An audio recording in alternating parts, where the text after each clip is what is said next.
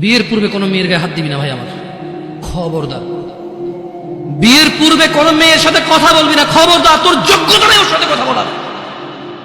তুই কে রে? বামন হয়ে চাঁদের দিকে হাত বাড়াবি না। আমার বোনরা চাঁদ।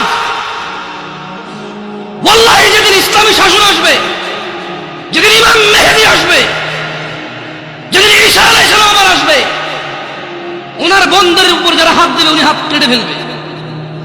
তুই বামন হয়ে চাঁদের দিকে হাত বাড়াইস। আমার বোনরা চাঁদ। ইসলাম মেয়েদেরকে চাঁদ বলেছে আর তোকে বামন বলেছে। বেটা তুই বেটা ছেঁড়া খাতায় শুয়ে লাখ টাকার স্বপ্ন দেখিস, বিয়ের আগে মেয়ের গায়ে হাত দিস। তোর সাহস কত?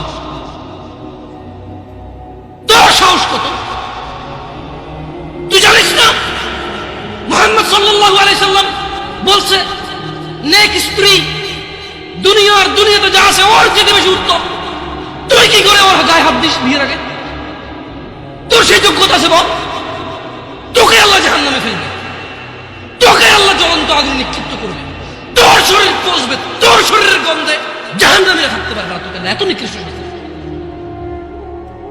কেন? কারণ তুই এত বড় জঘন্য কাজে লিপ্ত হয়েছিস।